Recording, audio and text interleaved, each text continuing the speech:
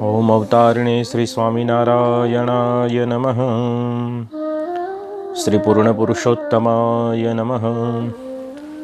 વર્ણિવેશરમણીય દર્શનમ મંદહાસરુચિરાનનાંબુજમ પૂજિतं સુરનરોત્તમૈર્મુદા ધર્મનંદનમહં વિચિन्तये.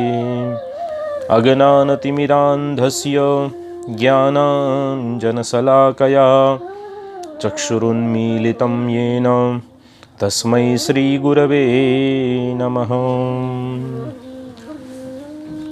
ભક્તવાંછાકલ્પતરુ ભક્તવત્સલ ભગવાન શ્રી ગોપીનાથજી મહારાજ,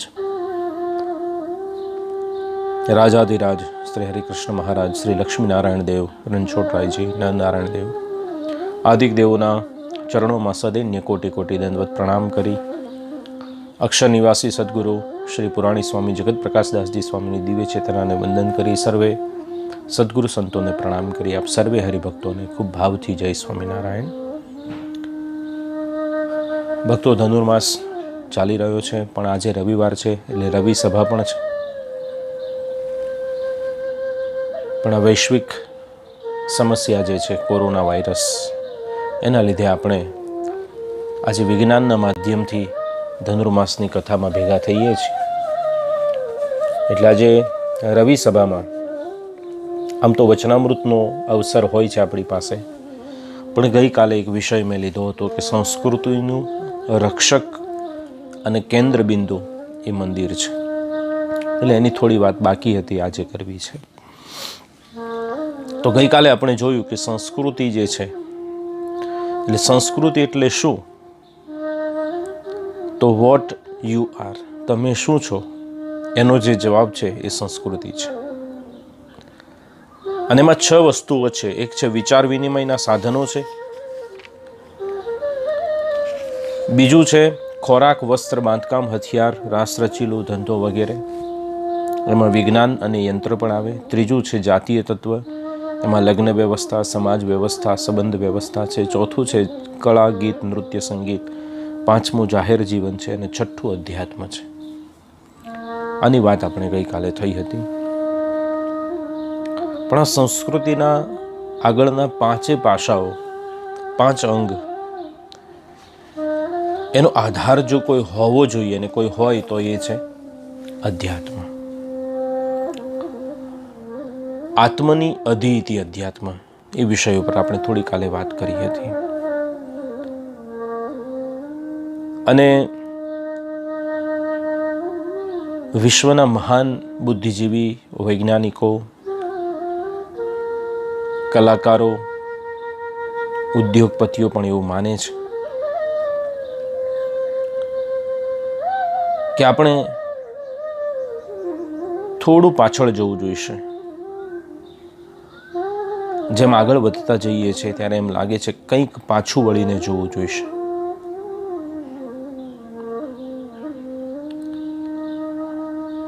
એક મહાન વૈજ્ઞાનિક આ જ વાત આપણને સમજાવે છે.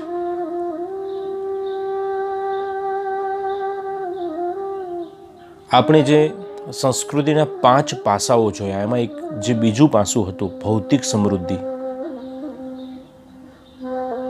અને એ વિશે પણ આપણે થોડી ચર્ચા કરી હતી. અને એમાં પણ આપણે જોઈએ તો ખબર પડશે કે આ દેશમાં USA, અમેરિકા, જેને જગતનું એક પ્રતિષ્ઠિત સ્ટેટ કહેવાય છે, વિશ્વના કોઈ પણ ખૂણાના માણસનું એક સ્વપ્ન હોય છે અમેરિકા આવવાનું. એ અમેરિકાના એક પ્રખ્યાત ઉદ્યોગપતિ JD રોકફેલર એમ કહે છે કે હું ભગવાનમાં માનું છું. હું માનું છું કે એમની ઈચ્છા અને મરજીમાં ભળી જઈએ, એમના કર્તૃત્વમાં વિશ્વાસ ધરાવીએ, એમાં જ સંતોષની શ્રેષ્ઠતમ અનુભૂતિ છે. રોકફેલર કહે છે કે સુખની સૌથી ઊંચી કક્ષા અને સૌથી વધુ વ્યાપક ઉપયોગિતા એ જો કોઈમાં હોય તો એ છે ભગવાનમાં અને આધ્યાત્મિકતામાં. ખૂબ મોટી કંપનીના માલિક છે, છતાંય ભગવાનમાં શ્રદ્ધા અધ્યાત્મમાં શ્રદ્ધા એ બહુ મોટી વાત છે. અને આપણે તો આ દેશમાં છીએ, ડોલરિયા દેશમાં, એટલે આપણને ખબર છે કે એ લીલી નોટ ઉપર લખેલું છે કે વી બિલીવ ઇન ગોડ, અમે ભગવાનમાં માનીએ છીએ. એટલે ભૌતિક જગતના જે વડા બનીને બેઠેલા માણસો પણ ભગવાનમાં વિશ્વાસ રાખે છે, આધ્યાત્મિકતામાં વિશ્વાસ રાખે છે. અને જાતીય તત્વનો જો વિચાર કરીએ તો આપણા પુરાણોમાં શ્રીમદ ભાગવતજીમાં એક કથા છે, એક આખ્યાન આવે છે. એ જગપ્રસિદ્ધ આખ્યાન છે, યયાતિ રાજાનું આખ્યાન છે. અને યયાતિ રાજા, એને વિષય ભોગની ખૂબ ઈચ્છા હતી અને એમને શુક્રાચાર્યજીના શ્રાપથી વૃદ્ધાવસ્થા આવી ગઈ હતી.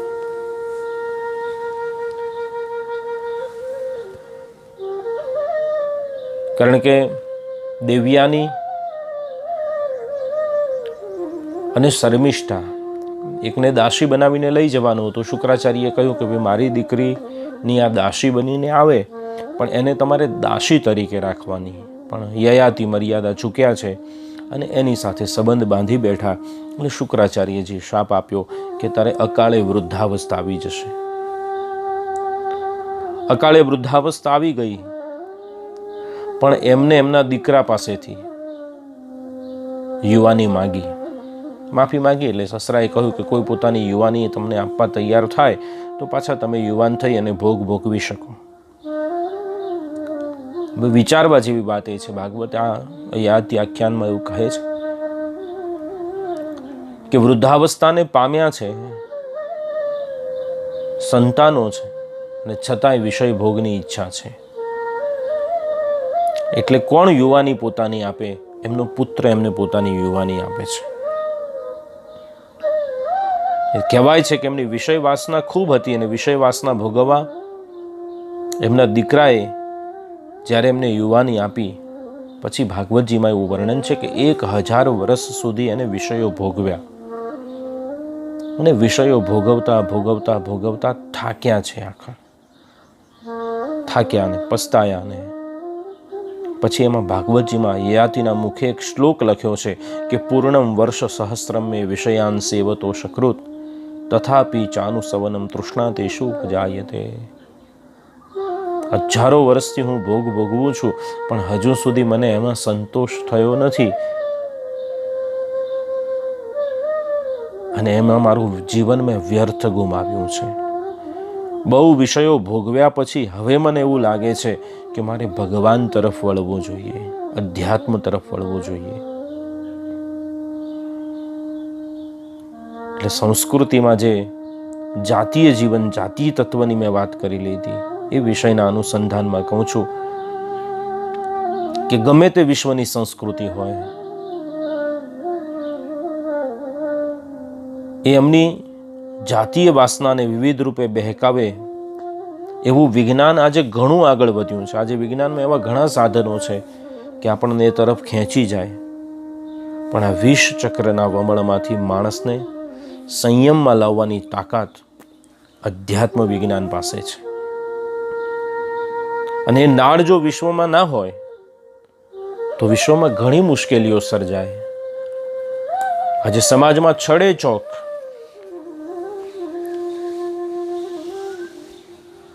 આ દુર્વ્યવહારો થતા હોય છે, પણ સમાજમાં બધી જગ્યાએ નથી. કારણ કે ક્યાંક માણસ આધ્યાત્મિક છે એટલે સંયમિત થઈ જાય છે. ગઈકાલે જે આપણે 6 બાબતો જોઈ હતી, એમાં એક બાબત હતી કળા વિજ્ઞાનની. તો કલા પણ આધ્યાત્મિકતાના આધારે ટકે છે.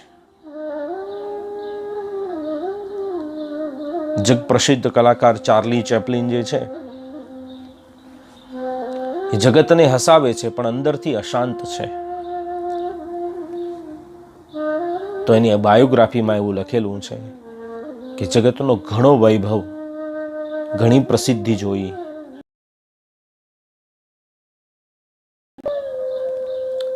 જગતનો સૌથી મોટો નૃત્યકાર કહી શકીએ, નાચવા વાળો માઇકલ જેક્સન આ દેશનો.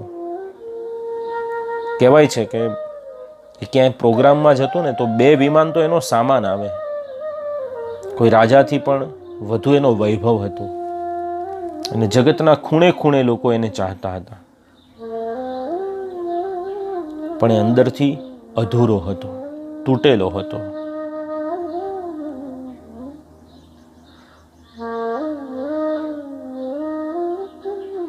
એટલે એ અધૂરપ જે છે, એ જે અશાંતિ છે, એ અધ્યાત્મથી જ પૂરી થઈ શકે.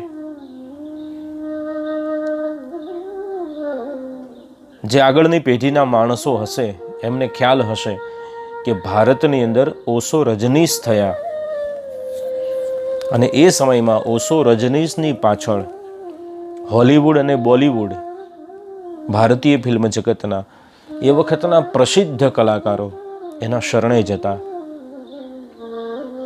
એની શિબિરો એટેન્ડ કરતા. કહેવાનો અર્થ એવો છે કે કલા જગત હોય, જાહેર જીવન હોય, જાતીય જીવન હોય, આ બધામાં જ્યારે અધૂરપનો અનુભવ થાય છે ત્યારે એ અધૂરપને પૂરું કરવાની ક્ષમતા જો કોઈ તત્વમાં હોય તો એ છે આધ્યાત્મ તત્વ. આપણે ગઈકાલે જાહેર જીવનની વાત કરી, તો જાહેર જીવનની વાત કરીએ ને તો આપણી પહેલી જ નોંધ જેની લેવાય એ છે મહાત્મા ગાંધી. વિશ્વને જેને શાંતિનો અને અહિંસાનો સંદેશ આપ્યો. અને મહાત્મા ગાંધીજી એવું કહેતા હતા કે મારા જીવનમાં વપરાતી શક્તિ અને મારા અંતઃકરણની શાંતિનું રહસ્ય જો કોઈ હોય તો એ છે ભગવદ્ ગીતા અને રામ નામનો જપ છે. હું જ્યારે પણ અટવાઉં છું જીવનમાં ત્યારે ભગવદ્ ગીતા મને એમાંથી માર્ગદર્શન આપે છે. અને હું તો નિમિત્ત છું, ભગવાનની કોઈ અલૌકિક શક્તિ મારા દ્વારા આ બધું કામ કરાવે છે. અને જ્યારે ભગવાનની કોઈ અલૌકિક શક્તિ મારા દ્વારા કામ કરાવે છે ત્યારે હું કેવી રીતે અશાંત હોઉં, કેવી રીતે હતાશ થઈ જાઉં, કેવી રીતે દુઃખી થવું, દુઃખી થઈ જ ન શકું, હિંમત હારી જ ન શકું. તો જાહેર જીવનમાં મહાત્મા ગાંધીજી પાસે આધ્યાત્મિકતાનો આધાર હતો. રશિયાના એક એવા જ મોટા એક ચિંતક, એક દાર્શનિક કહે છે કે મને એમ લાગે છે કે કદાચ જગતમાં માણસને માતા પિતા નહીં હોય ને તો ચાલશે, but can not live without God.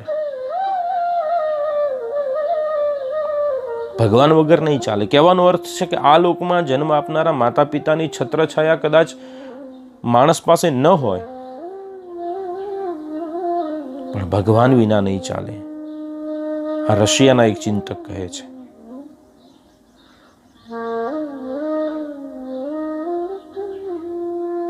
અને આદરણીય નરેન્દ્રભાઈ મોદી અત્યારે હમણાં જ એક સર્વે થયો, એમાં વિશ્વના પ્રતિષ્ઠિત નેતાઓ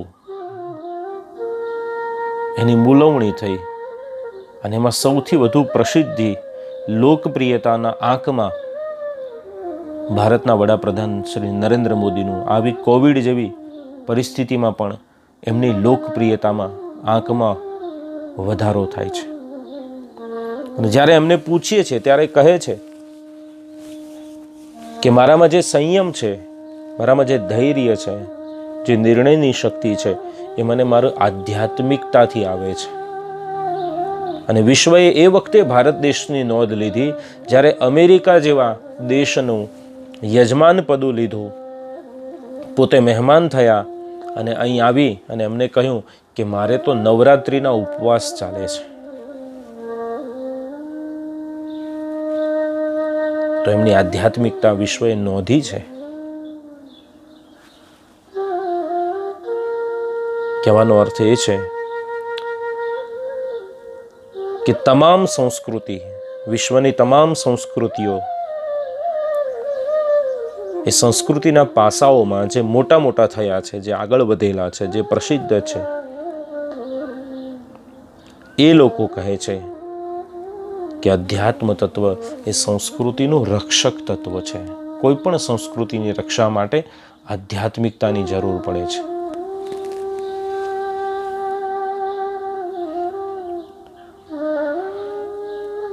અને અધ્યાત્મ તત્વ એટલે મંદિર. જોકે મંદિર વગર એક અપવાદ છે કે મંદિર વગર પ્રવચન, ભજન, જાહેર કાર્યક્રમ, કથા આ બધું થઈ શકે, એ અપવાદ છે. પણ મંદિરના આધારે જે થાય છે તે અનેક ગણું થાય છે. અને તે જાણવા માટેનો એક પ્રયાસ આપણે આજે કરવો છે. તો ટૂંકમાં હું એટલું કાલની વાતનો સારાંશ અત્યારે તમને કહી શકું કે સંસ્કૃતિ ઇઝ ઇક્વલ ટુ અધ્યાત્મ અને અધ્યાત્મ બરાબર મંદિર. આપણી વૈદિક સંસ્કૃતિની આગવી ઓળખાણ એટલે મંદિર છે. મંદિર એટલે પરસ્પર આદર કરવાનું શીખવાડવાનું સ્થાન એટલે મંદિર છે. ઉચ્ચ જીવનની પ્રેરણાનો મંત્ર ફૂંકનારું મંદિર છે. પરમ શાંતિ આપે અને મનને સ્થિર કરે એ સ્થળ એટલે મંદિર છે. અને પરમાત્માને પામવાનો કેન્દ્ર બિંદુ, ભગવાનને પામવાનો જે દ્વાર છે ને એ મંદિર છે. અને વિશ્વ એવું માને છે કે અધ્યાત્મના આધારે ચાલનારી સંસ્કૃતિઓ ટકે છે. બીજી બધી સંસ્કૃતિઓ કદાચ આગળ વધે ને તો એમાં વિકાર આવે છે અથવા નાશ થઈ જાય છે. પણ આધ્યાત્મિકતાના આધારે ચાલતી સંસ્કૃતિ છે ને એ ચિરંજીવી બને છે. આઝાદી વખતમાં એક કવિ મોહમ્મદ ઇકબાલ થઈ ગયા. એમની એક પ્રસિદ્ધ હિન્દી અને ઉર્દુમાં એક કવિતા છે કે યુનાનો મિશ્ર રૂમાં સબ મિટ ગયે જહાં સે, यूनानो मिस्र रूमा सब मिट गए जहां से, अब तक अगर है बाकी नामो निशा हमारा, कुछ बात है कि हस्ती मिटती नहीं हमारी, कुछ बात है कि हस्ती मिटती नहीं हमारी, सदियों रहा है दुश्मन दौरे जहां हमारा, सारे जहां से अच्छा हिंदुशिता हमारा. આમાં જે પેલી પંક્તિ છે ને મને બહુ ગમે છે કે કુછ બાત હૈ કે હસ્તી મિટતી નહીં જહાં સે. અને જ્યારે પુરુષોત્તમ માસમાં આપણે શિક્ષાપત્રી વિશે હું બોલતો હતો ને ત્યારે આ વાતનો મેં ઉલ્લેખ કરેલો કે જગતની ઉત્પત્તિથી લઈ અને આજ દિવસ પર્યંત સુધી આપણી સંસ્કૃતિ, આપણી આધ્યાત્મિકતાએ સતત સંઘર્ષ કર્યો છે. બહુ દૂર જવાની જરૂર નથી. લગભગ 1300-1400 વર્ષ સુધી આ દેશ ગુલામ રહ્યો છે. 10,000 મંદિરો તોડી નાખવામાં આવ્યા. મુગલ, હુણ, બાબર, અંગ્રેજ આ બધી જ પ્રજાતિઓએ વારંવાર હુમલા કરી આ સંસ્કૃતિને નષ્ટ કરવાનો પ્રયાસ કર્યો. પણ તેમ છતાં આજે ભારતીય હિન્દુ આજે યાત્રા કરવા જાય છે. આજે આપણે જઈએ તો આપણે જાત્રાએ જઈએ છીએ. આજે ભારતીય હિન્દુ શ્રાદ્ધ કરે છે. આજે પણ એની લગ્ન વિધિમાં બ્રાહ્મણ આવીને વેદ મંત્રનો ઉચ્ચારણ કરીને ઓમ સ્વસ્તિનો આશીર્વાદ આપે છે. આજે પણ ભારતીય હિન્દુ નવા ઘરમાં વાસ્તુ પૂજન કરે છે, નવી ગાડીની પૂજા કરાવે છે, દુકાન ફેક્ટરીમાં જઈને દીવો અગરબત્તી કરીને પોતાની શરૂઆત કરે છે. એટલે આ કહેવાનો અર્થ એ છે કે આપણામાં હજી પણ આપણી સંસ્કૃતિના સંસ્કારો ટક્યા છે, ગયા નથી. અને એટલે જ કવિ મોહમ્મદ ઇકબાલ કહે છે કે કુછ બાત હૈ કે હસ્તી મિટતી નહીં હમારી. અને એ છે કે ભગવાન આ ધર્મનું, આ સંસ્કૃતિનું એનું રક્ષણ કરે છે. આ ધર્મના આશ્રિતોનું રક્ષણ કરે છે. ગમે તેટલા મોટા આતંકી હુમલા થાય પણ આપણી વણથંભી યાત્રા ચાલ્યા કરે છે. આજે પણ અમરનાથની યાત્રામાં દર વર્ષે લોકોના ઘોડાપુર ઉમટે છે. શ્રદ્ધાળુઓ માને છે કે એક ગુફામાં શિવલિંગનું નિર્માણ થાય છે અને જ્યાં ભગવાન બેસે એ મંદિર છે, એટલે મંદિરની યાત્રાએ અમારે જવું જોઈએ. અને માટે આ ધર્મની રક્ષા માટે પ્રતિ વર્ષે ભગવાન શિવ ત્યાં અવતાર ધારણ કરે છે. બરફનું શિવલિંગ બને. આમ જોવા જઈએ વૈજ્ઞાનિક રીતે તો એક સામાન્ય ઘટના છે, પણ શ્રદ્ધાની દ્રષ્ટિએ જોઈએ તો ખૂબ વિશાળ ઘટના છે. અને આટલા વર્ષોની જસ્તોજહદ પછી, પરિશ્રમો પછી આપણે ટકી રહ્યા છીએ તો એની પાછળના અડીખમ અડગ આધાર સ્તંભો છે એ ત્રણ છે. એક છે શાસ્ત્ર, એક છે સંત અને એક છે મંદિર. આ ત્રણ વસ્તુ એવી છે જે આપણને ટકાવી રાખે છે. હું તો એવું કહીશ કે બે પ્રકારના મંદિર છે, બે પ્રકારના તીર્થ છે. એક સ્થાવર મંદિર છે ને બીજું જંગમ મંદિર છે. સ્થાવર એટલે કે સ્થિર. તમે ગઢપુરમાં આવો અને આ ગઢપુર ધામમાં ગોપીનાથજી ભગવાન પ્રતિષ્ઠિત છે, એના દર્શન કરો, પ્રદક્ષિણા કરો, એ સ્થાવર મંદિર છે. અને પૂજ્ય સ્વામી જેવા મોટેરા સંતો જ્યારે સત્સંગ વિચરણ કરે એ જંગમ તીર્થ છે, હાલતું ચાલતું તીર્થ છે. અને એ હાલતા ચાલતા છે ને એ મંદિર એવા છે કે આધ્યાત્મ ગંગામાં આપણને સહેજે સહેજે ડૂબકી લગાડી દે છે. ભગવદ્ ગીતા કહે છે કે સ્વલ્પમ અપ્યસ્ય ધર્મસ્ય ત્રાયતો મહતે ભયાત. થોડું પ્રાપ્ત કરવા માટે કરેલો થોડો ધર્મ છે ને એ ઘણું બધું આપે છે આપણને.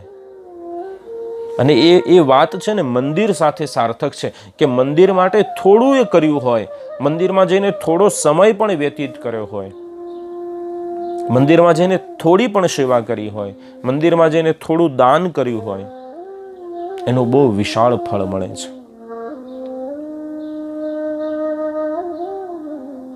એક વિચાર કરવા જેવો છે કે સંસ્કૃતિ છે ને એ હંમેશા માણસની સાથે જોડાયેલો શબ્દ છે. સંસ્કૃતિ માણસની હોય, પશુની સંસ્કૃતિ હોતી નથી. એમ મંદિર પણ માણસ બનાવે, જેમ સંસ્કૃતિ માણસ બનાવે એમ મંદિર પણ માણસ બનાવે છે. જુઓ ને, કીડીઓ દર બનાવે, પંખીઓ માળા બનાવે, પશુઓ ઝાડી ઝાંખરામાં સરખું કરીને રહે, પણ આ બધાની પાસે મંદિર બનાવવાની કળા નથી, એમને કલ્પના પણ નથી, કારણ કે એમને આધ્યાત્મ માર્ગમાં આગળ વધવાની જરૂર જ નથી. અને મનુષ્ય છે એમાં આગળ વધી શકે છે, પ્રયાસ કરી શકે છે. પૂજ્ય સ્વામી છે ને બહુ સુંદર વાત કહેતા કે જ્યારથી સૃષ્ટિનું નિર્માણ થયું છે ત્યારથી બીજા બધા જીવો છે ને એ જેમ રહેતા હતા એમ જ રહે છે. એ જ રીતે કીડી દર બનાવે છે, ચકલી માળો બાંધે છે, ઉંદર પોતાનો દર ખોદે છે, કૂતરા બખોલમાં રહે. આ બધું એનું એ જ ચાલે છે. પણ પરિવર્તન જો કોઈનામાં આવ્યું હોય, એના પહેરવેશમાં, એના ખોરાકમાં, એની રીત ભાતમાં, એના રહેણાંકમાં, તો એ માણસમાં આવ્યું છે. એટલે માણસને સંસ્કૃતિ સાથે જોડી શકાય છે. એટલે એવું બીજા અર્થમાં હું કહી શકું કે માણસ મંદિર બનાવે છે અને મંદિર સાચા માણસનું નિર્માણ કરે છે. મંદિર માણસ બનાવે છે, માણસને માણસ બનાવે છે. ઉમાશંકર જોશીનું પંક્તિ છે કે હું માનવી માનવ થાવ તોય ઘણું છે. માણસને માણસ બનાવવાનો છે. એની માણસાઈ કેળવવાની પાઠશાળા છે ને એ મંદિર છે. અને આજે એવું થયું છે કે માણસમાંથી માણસ ખોરવાઈ ગયો છે, ખોવાઈ ગયો છે. એને શોધવાનો છે. તો મનુષ્યત્વનું ઘડતર જો કોઈ જગ્યાએ થઈ શકે એવું છે તો એ મંદિર છે. બંને અરસપરસ છે. માણસથી મંદિર, મંદિરથી માણસ. અને સંસ્કૃતિના 6 અંગોની પુષ્ટતા કરવાની ક્ષમતા એ મંદિરમાં છે. આ મંદિરની ઉર્જા છે ને એ એવી હોય છે કે સહેજે સહેજે બધાનું રક્ષણ થાય છે. હું ઘણાને એવો કહેતા સાંભળું છું કે અહીંયા આવીએ છે ને પછી કંઈક અલૌકિક શાંતિનો અનુભવ થાય છે.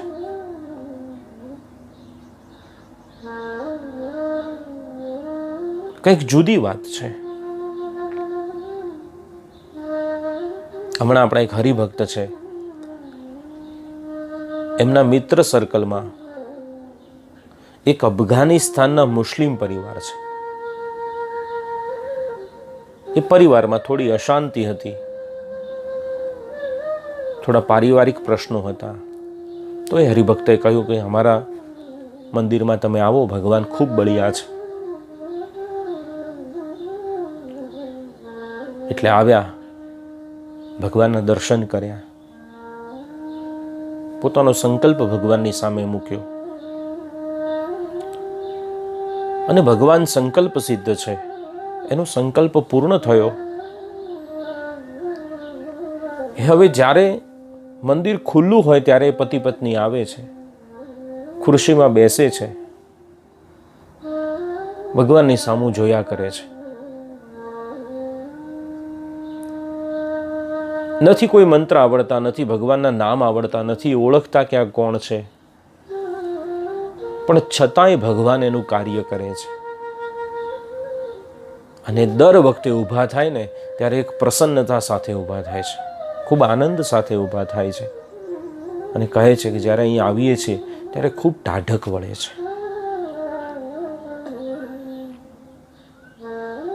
એટલે મંદિરની ઉર્જા જેવી હોય છે કે સહેજે સહેજે કોઈનું રક્ષણ થાય છે. મંદિર સાથે શિલ્પશાસ્ત્ર જોડાયેલું છે. ખૂબ સમજવા જેવી વાત છે. શાસ્ત્રમાં મંદિરને બ્રહ્માંડનો એક ભાગ ગણવામાં આવે છે.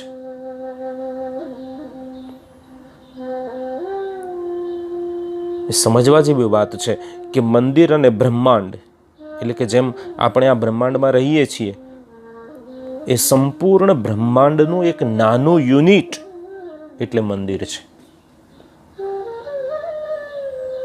આ મંદિરમાં ગર્ભગૃહ હોય છે, કોલી મંડપ હોય, રંગ મંડપ હોય, અગ્ર મંડપ હોય, સભા મંડપ હોય, પરિક્રમા સ્થળ હોય, ગોપુર હોય, તોરણ દ્વાર હોય.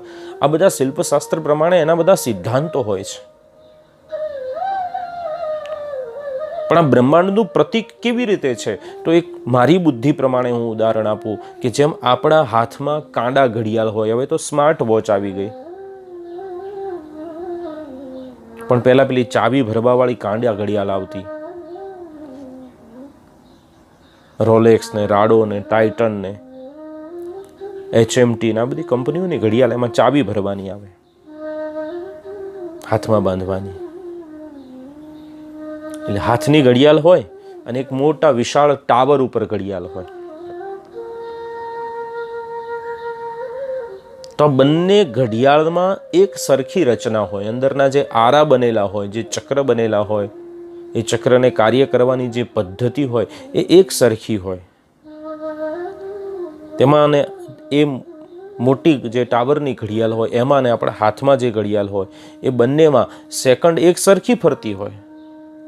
ફરક એટલો પડે કે એક નાની ઘડિયાળ છે અને એક મોટી વિશાળ ઘડિયાળ છે. અને બંનેનું કેન્દ્ર શું છે? સમય દર્શન. એમ બ્રહ્માંડ અને મંદિર, મારો કહેવાનો આશય એ છે કે બ્રહ્માંડ અને મંદિર એક સરખા છે અને બંનેનું મધ્ય કેન્દ્ર છે ભગવાન પરમાત્મા. શિલ્પશાસ્ત્રના ઘણા ગ્રંથો છે, પણ મયમતમ નામના શિલ્પ ગ્રંથમાં મંદિર વિશે એવું લખ્યું છે કે માનમ ધામનાસ્તુ સંપૂર્ણમ જગત સંપૂર્ણતામ ભવેત. અર્થાત મંદિરનું પરિમાણ, એનું માપ એવું હોય છે કે એને દરેક રીતે સંપૂર્ણ અને સમસ્ત વિશ્વમાં પણ પૂર્ણતા બતાવે છે. અને મંદિર બનાવતી વખતે છે ને એ સૌથી વધુ જે લેવા જેવી વાત છે એ છે એનું માપ. અને માપ છે ને એ ખૂબ આશ્ચર્ય સર્જાવે એવું છે. સમજવા જેવી વાત છે.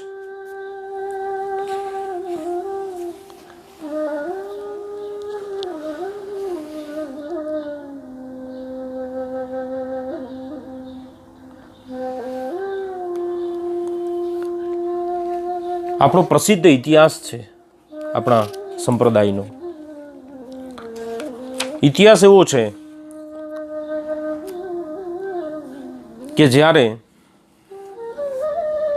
ભગવાન ગઢપુરમાં મૂર્તિ પ્રતિષ્ઠા કરી રહ્યા છે,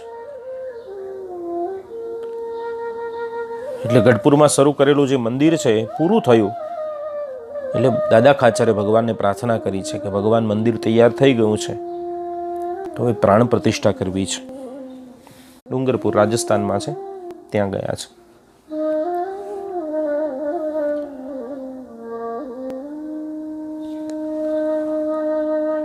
ને ત્યાં રાધિકાજીની મૂર્તિ શ્વેત પથ્થરમાં કંડારેલી મળી એમને તૈયાર. પણ ભગવાન ના અંગના માપની મૂર્તિ મળી નહીં. એટલે બંને સંતોએ એ મૂર્તિ મળી નહીં, બહુ શોધી એ સમયમાં. ઘણા શિલ્પકારોને મળ્યા, મૂર્તિકારોને મળ્યા. પછી નિત્યાનંદ સ્વામી અને નિષ્કુળાનંદ સ્વામી બંને સંતો પથ્થરોની ખાણોમાં ગયા, જ્યાં પથ્થરોની ખાણ છે ત્યાં. અને ત્યાં દૂરથી સ્વામિનારાયણ ભગવાનના સ્વરૂપ જેવી એક મૂર્તિ જોઈ. બંને ખૂબ હરખ થઈ ગયા. અને મૂર્તિ પાસે આવ્યા ત્યાં તો મૂર્તિ અદૃશ્ય થઈ ગઈ. ખાલી એક મોટી શિલા પડેલી જોઈ. એટલે એમને સંકેત મળી ગયો કે આ શિલા લઈ જવાની છે અને આમાંથી મૂર્તિ તૈયાર થશે. એટલે શિલાને ગઢપુર લાવવામાં આવી અને ભગવાને પછી નારાયણજી સુતારને બોલાવી અને મનુષ્ય શરીરનું માપ લઈને આ શિલામાંથી ગોપીનાથજીની મૂર્તિ તૈયાર કરો એવી આજ્ઞા કરી. એમાં લખ્યું કે કોઈ ખામી ન રાખશો. પછી નારણજીભાઈએ મૂર્તિ તૈયાર કરી અને ભગવાનની ઊંચાઈ પ્રમાણે 64 તસુ, ભગવાનની ઊંચાઈ 64 તસુ હતી, એટલે 64 તસુ નું માપ લીધું અને ગોપીનાથજી મહારાજની મૂર્તિ પણ 64 તસુની ઊંચી બનાવી. જેટલી ભગવાનની અનમ ધામનાસ્તુ સંપૂર્ણમ જગતા સંપૂર્ણતામ ભવેત, બ્રહ્માંડનું પ્રતીક કેવી રીતે બને છે? તો એનું પરિમાણ છે, એનું માપ છે. અને માપને લીધે એ સંપૂર્ણ બને છે. આપણી પણ જે મૂર્તિ છે ને, એ ગઢપુરમાં ભગવાનની જે મૂર્તિ છે ને, એના માપની જ મૂર્તિ સ્વામીએ બનાવડાવી છે. એમાં લેશ માત્ર ફેરફાર નથી કર્યો, કારણ કે માપ મહત્વનું છે. એટલે મંદિર બનાવતી વખતે, મૂર્તિ બનાવતી વખતે તેનું માપ લેવાનું હોય છે. અત્યારે છે ને આપણે સેન્ટીમીટર ને મિલીમીટર ઉપર ચડી ગયા, પણ આપણે ત્યાં ભારતમાં જ્યારે મંદિર નિર્માણની શિલ્પ પદ્ધતિ હતી તો એ પદ્ધતિમાં એટલું સૂક્ષ્મ માપ હતું કે જો આ ભૌતિક સમૃદ્ધિ મંદિર દ્વારા આવે છે, આપણે જે ભૌતિક સમૃદ્ધિની વાત કરતા હતા એમાં એનું આધાર મંદિર છે, એ વાત મેં તમને કરી હતી. તો એ વાત સમજવાનો પ્રયાસ કરીએ કે પ્રાચીન સમયમાં મંદિરો જ્યારે બંધાતા ને ત્યારે માપ જે ઉપયોગમાં લેવાતું હતું ને, કારણ કે એ સમયે આવા આધુનિક સાધનો નહોતા, માપની આવી સૂક્ષ્મ પદ્ધતિ નહોતી. અત્યારે તો હવે મોબાઈલમાં પણ એપ્લિકેશન આવે છે માપ લેવાની. ત્યારે ખૂબ ઊંડાણથી માપ લેવાતું હતું. અને મંદિરની એક એક રચના એ પ્રકારની રહેતી કે 1 ઇંચ કરતાં પણ નાના અને સૂક્ષ્મ માપથી એને માપવામાં આવતા. અને એ રીતે શિલ્પશાસ્ત્રમાં બ્રહ્માંડના અણુ પરમાણુનું ગણિત ઉપયોગમાં લેવામાં આવતું. કઈ રીતે માપ લેવામાં આવતું એ જરા સમજો તમે. તો તમને કદાચ ખ્યાલ હશે કે જૂના સમયમાં નળિયાવાળા ઘર હતા અને એમાં નળિયાની વચ્ચે થોડી જગ્યા હોય અને એ જગ્યામાંથી સવારના સૂર્યના કિરણો છે ને એ ઘરમાં જે લીંપણવાળું ફ્લોર હોય એની ઉપર એ નળિયામાંથી પ્રકાશ પડે ને છે ને ગામઠી ભાષામાં ચાંદરડું કહેવાય. એટલે સૂર્યના પ્રકાશની કિરણોમાં ઝીણી રજ ઉડતી દેખાય. જે જૂના માણસો હશે એને આ જોયેલી હશે. અને આ રજનો પડતો પડે. માપ એવું થાય છે એટલા માટે કહું છું કે ચાંદરડું જે સૂર્યના કિરણોમાં પડતું હોય એમાં ઝીણી ઝીણી રજ ઉડતી હોય, રજનો પડછાયો પડતો હોય, એ પડછાયાનો 8મો ભાગ કરો એટલે વાલાગ્ર થાય. એક વાલાગ્ર જુઓ, સેન્ટીમીટર કરતાં ઊંડું માપ છે આ. આવા 8 વાલાગ્ર થાય ત્યારે એક લીક્ષા થાય. આવી 8 લીક્ષા થાય ત્યારે એક યુકા બને. આવી 8 યુકા થાય ત્યારે એક યવ બને. આવા 8 યવ થાય ત્યારે એક આંગળ બને, આંગળનું માપ. આવા 8 આંગળ થાય ત્યારે એક ગોલખ બને. આવા 8 ગોલખ થાય ત્યારે એક કલા બને. આવી 8 કલા થાય ત્યારે એક તાલ બને. અને આવા 2 તાલ ભેગા થાય એટલે એક કર બને. અને 2 કર એટલે એક કિસ્કુ બને. 2 કિસ્કુ એટલે એક ચાપ બને. અને 2000 ચાપ, 1 2 નહીં, 2000 ચાપ એટલે એક કોષ બને. જૂના માણસોને ચાપ અને કોષનું માપ ખબર હશે. એક કોષ બને અને એ 2 કોષ એટલે એક ગવ્યુતિ બને. એક ગવ્યુતિ એટલે ગાઉં. પહેલા કેટલા ગાંવ દૂર છે તમારું ગામ? એક ગાંવ બને અને 2 ગવ્યુતી એટલે એક યોજન બને. અને આ યોજનનું માપ સૌથી વિસ્તારમાં કહેવાતું, અને એટલે હનુમાન ચાલીસામાં આવે છે ને કે જુગ સહસ્ત્ર જોજન પર ભાનું. એ જોજન એટલે યોજન. લીલ્યો તાહી મધુર ફલ જાનું. તો ઝીણામાં ઝીણી બાબતથી લઈ અને માઇલો સુધીનું અંતર એ વખતના પ્રાચીન વૈજ્ઞાનિક ઋષિમુનિઓ પોતાની ઘાસની કુટિયામાં બેસીને માપતા, અને એ માપથી બ્રહ્માંડની રચનાના આધારે મંદિરોનું નિર્માણ થતું. ટૂંકમાં મંદિર પૂર્ણપણે બ્રહ્માંડની રચના સાથે જોડાયેલું છે. હવે મંદિરમાં છે ને બ્રહ્માંડ છે એટલે 7 લોક હોય, તો કેવી રીતે 7 લોક હોય એ જરા સમજો.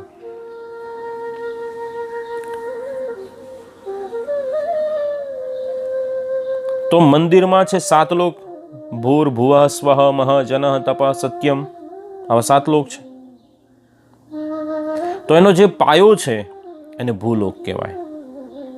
આવે શિખરને સત્યલોક કહેવાય.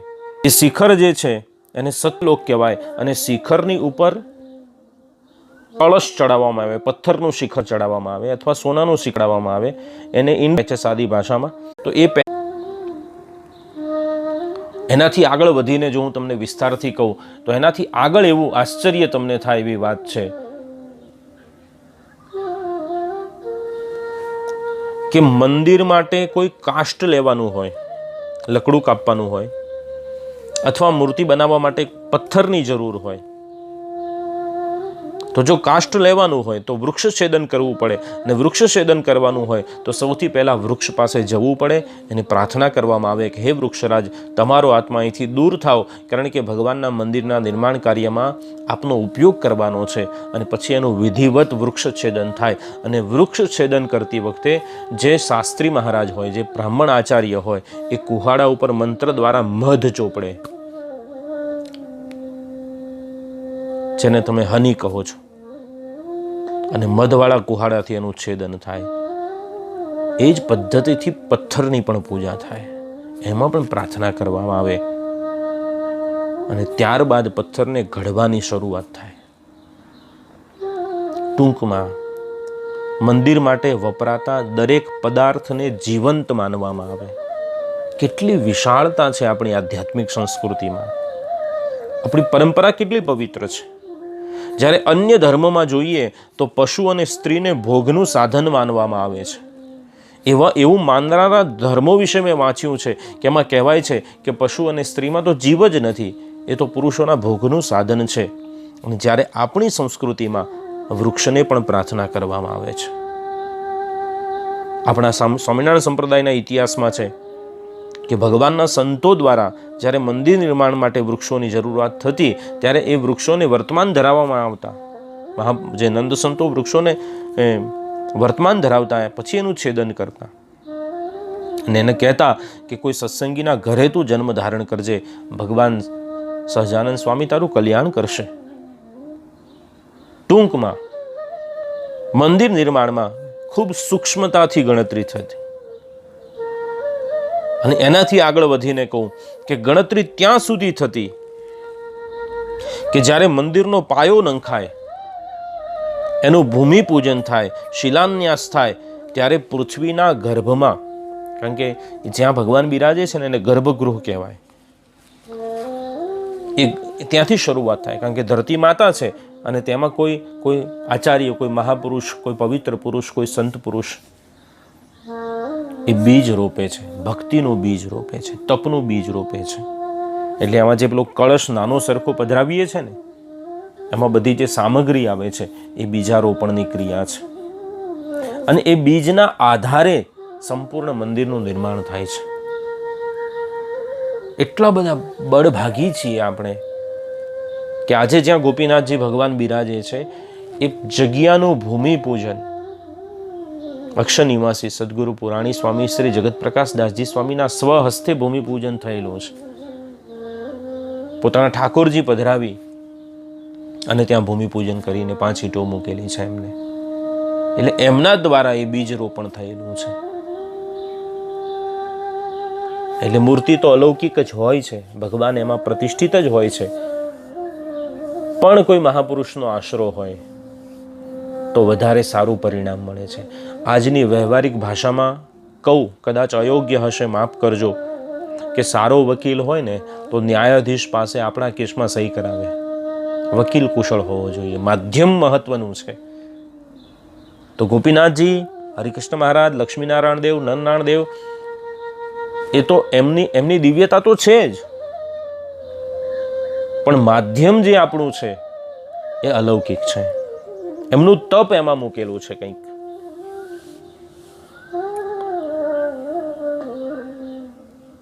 અને એટલા માટે એવું કહેવાય છે કે આપણા જે મંદિરો હોય છે, હિન્દુ મંદિરો હોય છે, એ અંતર્મુખી હોય છે. મનુષ્ય ત્યાં આવે ને એટલે એની અંતરની યાત્રાનું એને જોડાણ થાય છે, એને કંઈક જુદી જ અનુભૂતિ થાય છે. આપણા જે ગુમ્મટ છે, આપણા મંદિરનું જે પરિસર છે, એ બ્રહ્માંડની ધરા જેવું છે. વિશ્વવિખ્યાત આર્કિટેક્ટ આદમ હાર્ડી એવું લખે છે કે હિન્દુ મંદિરોમાં સ્થાપત્યની જે ભાત જોવા મળે છે, એમાં હિન્દુ આધ્યાત્મિક વિચારધારા સમાંતરપણે જોવા મળે છે. એમાં આધ્યાત્મિક વિચારધારા રહેલી છે.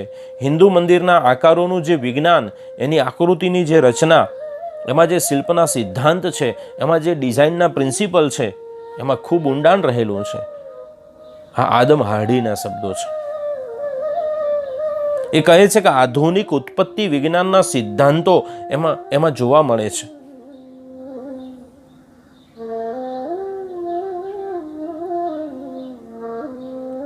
અને આ પરંપરા લાખો વર્ષોથી અસ્તિત્વમાં છે.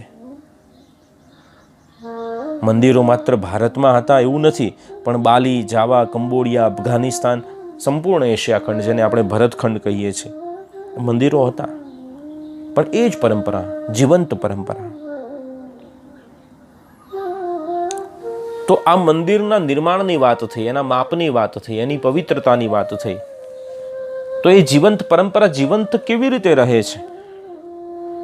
તો આજે પણ મંદિરોમાં નિત્ય ઉત્સવો થાય છે, પૂજા થાય, આરતી થાય, સ્તુતિ થાય, થાળ થાય, યજ્ઞાદિક કાર્યો થાય છે. એ મંદિરને જીવન રાખે છે. એક નાની સરખી વાત લઈએ કે આજે તમે રવિવારે આવો ને આરતી થાય, આરતી થઈ જાય પછી તમે આશકા લો, આરતી લઈ લો, પછી સ્તુતિ કરો, દંડવત કરો, પછી ઘરે જાઓ. પણ એની પાછળનું આપણે કંઈ ચિંતન કર્યું છે? તો એનું પાછળનું ઊંડાણ શું છે એ ખ્યાલ નહીં હોય આપણને. તો આરતી કરીએ છીએ એ ભગવાનનું એક વિશિષ્ટ સન્માન છે. પૂજ્ય સ્વામી એવું કહેતા કે અગ્નિ છે ને 33 કરોડ દેવતાઓનું સ્વરૂપ છે, એટલે એને સાક્ષી રાખી અને આપણું ચિત્ત આર્દ બનાવી, કોમળ બનાવી અને ભગવાનને પ્રાર્થના કરવાની. આર્દ હૃદયે થતી આપણી રતિ જે છે, રતિ એટલે આપણી મનની ગતિ, એ ભગવાનમાં સમર્પિત કરવાની. કારણ કે મૂર્તિમાં છે ને આખું જગત સમાયેલું છે. એ વિશ્વંભરની મૂર્તિ છે અને જગત એમાં સમાવિષ્ટ છે. હવે વિચારો કે આપણા શરીરનું નિર્માણ છે ને પંચ તત્વથી થયેલું છે. પૃથ્વી, જળ, તેજ, વાયુ, આકાશ આપણું શરીર છે. તો એમાં હાડકાં છે, પૃથ્વી તત્વ છે. આપણામાં લોહી છે, જળ તત્વ છે. આપણે શ્વાસ લઈએ, વાયુ તત્વ છે. આપણી આંખથી જોઈએ, તેજસ તત્વ છે. આપણી બુદ્ધિ, વિચારો, આપણા શબ્દો બોલીએ છીએ, સાંભળીએ છીએ, આકાશ તત્વ છે. આ પાંચે તત્વો આપણને ઈશ્વરે આપ્યા છે. તો એ પાંચ તત્વ દ્વારા આપણે ભગવાનની આરાધના કરવાનો અવસર એટલે આરતી છે. આરતી કરીએ ત્યારે દીવો પ્રગટાવીએ, ધૂપ આપીએ છીએ એટલે વાયુ તત્વ છે. દીવો પ્રગટાવીએ એટલે તેજ તત્વ છે. વાટ જે એમાં છે એ રૂની બને છે. એ ક્યાંથી જન્મે છે? તો પૃથ્વીમાંથી. તો એ પૃથ્વી તત્વ છે. શંખ વડે પ્રદક્ષિણા જળની કરીએ છીએ તો એ જળ તત્વથી પૂજા છે. ઝાલરને, શંખને, ઘંટને નાદ થાય, નગારા વાગે, એ શબ્દ જન્મે છે. આરતી ગવાય, જય સદગુરુ સ્વામી, સ્તુતિ ગવાય, શબ્દ થાય. શબ્દ આકાશનું સ્વરૂપ છે. તો એના દ્વારા ઈશ્વરની આરાધના, 5 તત્વને પવિત્ર કરવા, શુદ્ધ કરવાની ક્રિયા જે છે એ આરતી છે. આ 5 તત્વો એમાં સમાયેલા છે. એટલે ટૂંકમાં એવું કહી શકાય કે ભગવાનને રિટર્ન ગિફ્ટ આપવાની એક પરંપરા છે. ભગવાને 5 તત્વ આપણને આપ્યા છે, તો એ 5 તત્વોની રિટર્ન ગિફ્ટ આપણે આરતી દ્વારા ભગવાનને આપીએ છીએ. મંદિર સાથે જોડાયેલી બીજી મહત્વની વાત છે એ છે ઉત્સવ. અને દરેક ઉત્સવ અને મેળાઓ મંદિરના આધારે ટકે છે. એ પછી કુંભનો મેળો હોય કે જુનાગઢનો મેળો હોય કે જન્માષ્ટમીનો મેળો હોય કે કોઈ પણ મેળો હોય. પહેલાના મેળા જેને યાદ હશે નાનપણમાં, એ મેળા કોઈ મંદિરને અનુલક્ષીને મેળા થતા, એ મંદિરને ઉદ્દેશીને થતા. અને ભગવાન સ્વામિનારાયણે સ્થાપેલી જે પરંપરા ઉત્સવોની છે એ પણ મંદિરના આધારે રહેલી છે. ભગવાન એવું કહેતા કે આ ઉત્સવ અને સમયા એટલા માટે છે કે એના આધારે કરીને કોઈ સંતોનું કે ભગવાનના મંદિરનું કે અમારું સ્મરણ થઈ આવશે અંત વેળાએ કે અમે આ ઉત્સવમાં ગયા હતા અને આવી મોજ કરી હતી અને આવું ડેકોરેશન હતું. સવણી મળે છે. મંદિરના માધ્યમે રહીને શિક્ષણ મળે, આત્મનિષ્ઠા, ત્રીજું, અને સદાચરણ. આ બધું મંદિર શીખવે છે. એમને પોતાની કવિની શૈલીમાં લખ્યું છે કે આચરણના ઝરણા શ્રીજીએ મંદિરોમાં વહેતા કીધા, પંચવર્તમાન સ્થાપી સાધુ સત્સંગીઓમાં અને સત્પ્રણાલિકાઓ સ્થાપી દેવ મંદિરમાં શ્રીજીએ કીધું, ચમક લોઢું ભેગા થાય અગ્નિ પ્રગટે એ અનુભવે શ્રીજીએ સ્ત્રી પુરુષને મંદિર ઘુમ્મટમાં અળગા કીધા. મંદિર પરિસરમાં સ્ત્રી ભક્તો દર્શન જુદી રીતે કરે, પુરુષ ભક્તોને જુદા પાડ્યા. આજે પણ આપણા 6 ધામમાં જાઓ તો સ્ત્રી ભક્તોના દર્શન કરવાનો માર્ગ જુદો હોય, આવવાનો જવાનો માર્ગ જુદો, પ્રદક્ષિણાનો માર્ગ જુદો. આપણા મંદિરની વિશેષતા છે. તો કવિએ કહ્યું છે કે ઘુમ્મટમાંય અળગા પાડ્યા, સ્પર્શ નિષેધ ઉચ્ચાર્યા, સ્ત્રી પુરુષના દર્શન માર્ગે નિરનિરાળા, એની કથા વાર્તાઓ નિરનિરાળી. સ્ત્રી ભક્તોને પંચવર્તમાન ધરાવવાનું સોંપ્યું અને સંતોને 8 પ્રકારે નારીનો ત્યાગ કરી નૈષ્ટિક બ્રહ્મચર્યનો આદેશ આપ્યો. અને દેશમાં ડંકો વાગ્યો કે સ્વામિનારાયણ તો સદ્ધર્મ સ્થાપવાને આવ્યા છે. અને એ મહારાજે જે સ્થાપેલા મંદિરોની પવિત્ર પરંપરા પછી સદગુરુ સંતોએ આગળ વધારી અને આજે વિશ્વના ખૂણે ખૂણા સુધી ભગવાનના મંદિરો છે. હું તો ઘણીવાર ગર્વથી કહું છું કે જનમંગલમાં જે એક નામ છે, આ સમુદ્રાંત સત્કીર્તયે નમઃ. સમુદ્રની આપણે પહેલા કહેતા ને કે 7 સમુદ્ર પાર, 7 સમુદ્ર પાર આજે ભગવાનની ધર્મધ્વજા લહેરાય છે. અને ધર્મધ્વજામાં સાચી તપોસ્થલી હોય છે, પવિત્ર ભૂમિ એ ભગવાનનું મંદિર છે. ટૂંકમાં મંદિરમાં એવું અનુભવાય, માણસને એવો અનુભવ થાય કે અંતરિક્ષમાંથી શીતળતાના બુંદ વરસતા હોય, એનો આત્મા ઠરે, એના અંતરને ટાઢક વળે, એના ઉરના અને અંગના અગ્નિને શાંતિ મળે. ટાઢો થઈ જાય માણસ ભગવાન આગળ બેસે ને, ગોપીનાથજી આગળ, એટલે બધી જ એની જે હતાશા છે દૂર થઈ જાય. દેહમાં અને ચેતનમાં ઝીણા ઝીણા ઝીણા ઝીણા અમી ઝરણાની અનુભૂતિ થાય છે. આ મંદિરનો સ્વભાવ છે. તો આવું જે મંદિર પૂજ્ય સ્વામીએ એનું નિર્માણ કરાવ્યું છે, એ નિર્માણાધીન મંદિર છે. મંદિરમાં શિક્ષણ પ્રશિક્ષણની સાથે સત્સંગ અને સદ્ધર્મનું પોષણ થાય છે.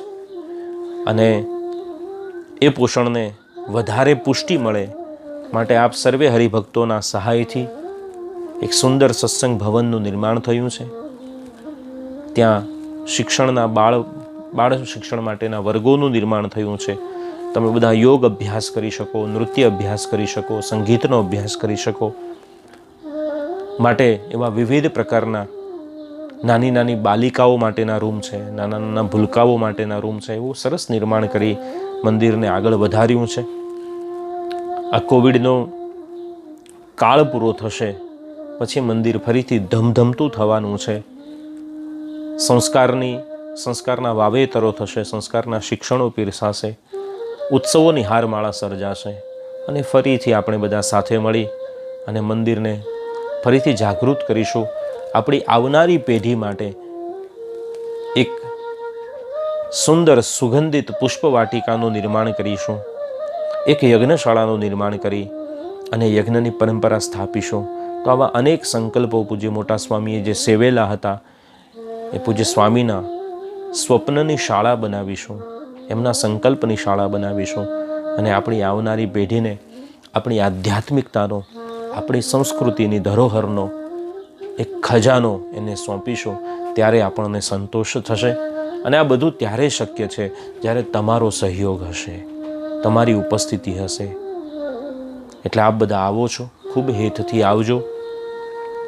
અને મંદિર ટૂંકમાં બ્રહ્માંડનું પ્રતીક છે. ભગવાન ત્યાં બિરાજે છે. એની પરિક્રમાથી આપણને ખૂબ ઉર્જા મળે છે, ખૂબ સાંત્વના મળે છે. પણ આપણે માત્ર સ્વાર્થી થઈને